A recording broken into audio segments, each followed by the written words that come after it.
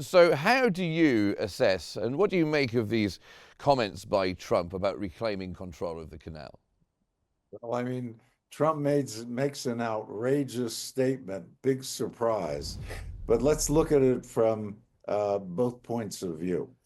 The United States gave up the Panama Canal under the Carter administration in 1999 and pretty much got nothing for it. So that was a controversial move.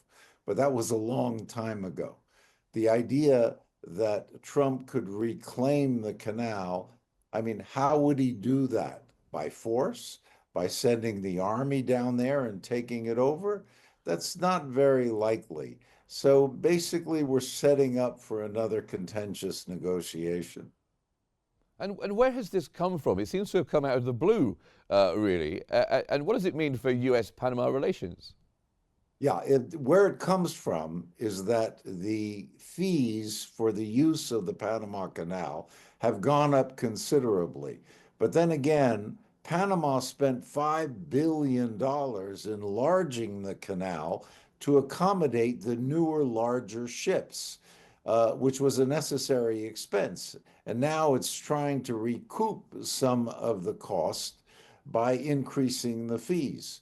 What it means for U.S. Panama relations is always interesting. Remember, Trump is not viewed as entirely rational by most foreign leaders. So he is viewed as somebody who's capable of doing crazy things.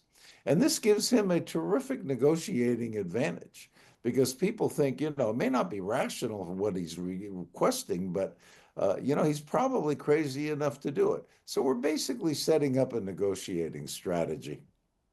And are there any legal bases for the US to do this, to demand control? And would you have any international support for this?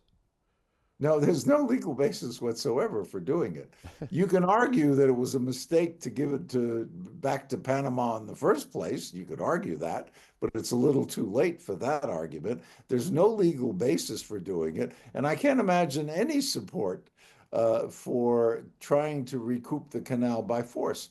Let me tell you what I think the most likely outcome is.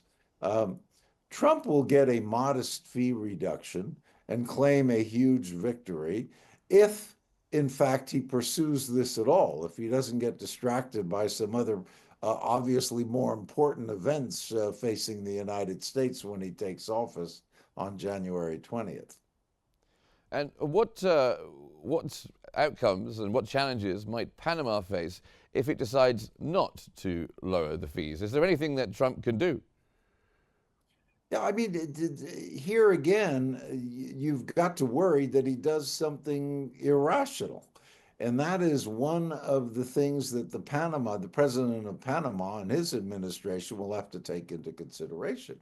I mean, from a point of view, it would be better to give him a small victory by allowing a small reduction in rates that wouldn't hurt Panama that much but would give Trump something to brag about in terms of a diplomatic victory. And then in that case, pretty much everybody would be happy.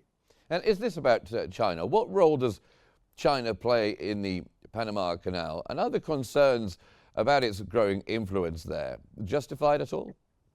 Uh, the United States is the number one user of the Panama Canal. China is the second largest user of the Panama Canal.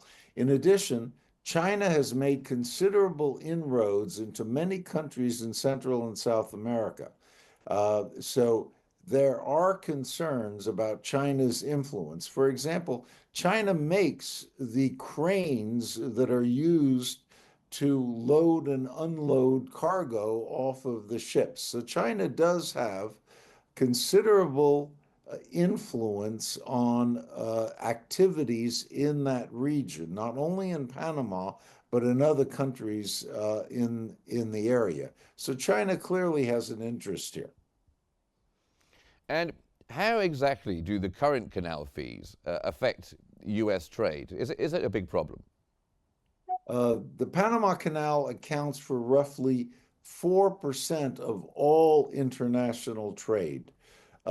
Is it a major budget item? Is it a major cost factor? No. Uh, would a reduction in those transit fees be welcome? Yes, of course they would, but it's not likely that it's going to be a very major reduction for the reasons we discussed before. And do you think it's often said that Trump listens to the last person he spoke to? Do you think someone's talking in his ear and this is where it's come from? Yeah, and I don't know for sure, but you're probably right. It is possible. And a lot of other people are going to be talking to him about, frankly, a lot more important matters in coming days and weeks. So this may be the first and last time we talk about this together. We'll have to see. Well, thank you very much. Always good to talk to you, Mr. Peter Tanous. Thank you very much for joining us here on Q News.